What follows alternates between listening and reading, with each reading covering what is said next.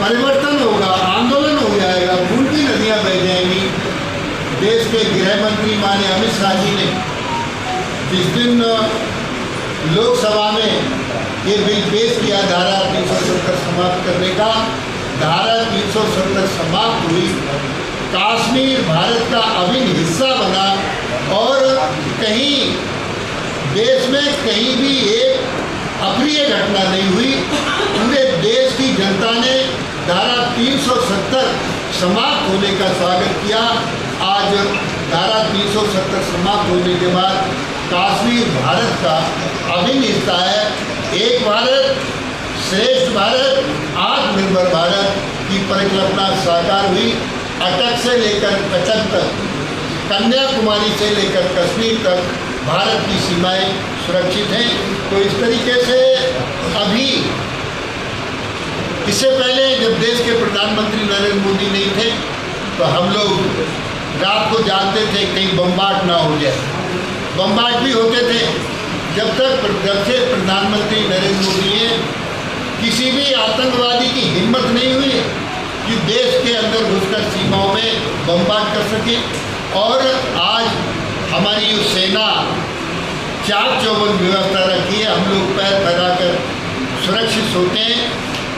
सुरक्षा दो तरीके की होती है, एक बाहरी सुरक्षा और एक आंतरिक सुरक्षा। बाहरी सुरक्षा हमारी सेना करती है जो सीमाओं पर तैनात रहती है, आंतरिक सुरक्षा हमारी पुलिस करती है।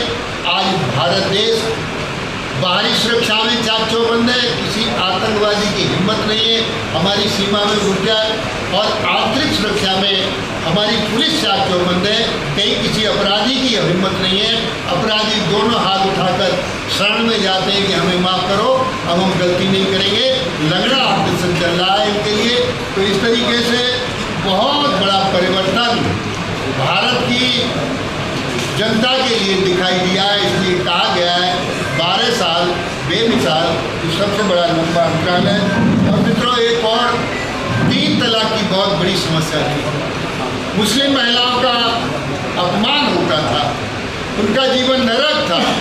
तो देश के यशस्वी प्रधानमंत्री माननीय नरेंद्र मोदी जी ने धारा 370 के बाद 3 तलाक समाप्त करके मुस्लिम महिलाओं को मान और सम्मान देने का काम किया है और इसकी बड़ी प्रशंसा होती है।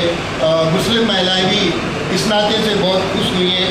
और मित्रों, इसके बाद अयोध्या में भव्य श्री राम का भव्य मंदिर, और मित्रों अयोध्या में नहीं दुनिया में जो हमारे टूटे फूटे मंदिर थे उन्हें भी बनवाने का काम मोदी जी ने किया है। और इसके बाद मित्रों बहुत बड़ा एक एयर स्ट्राइक पाकिस्तान के अंदर घुसकर एयर स्ट्राइक की, वो सीमाओं को संविधान के अनुसार सुरक्षित रखने का काम एयर स्ट्राइक के माध्यम से मोदी जी ने किया।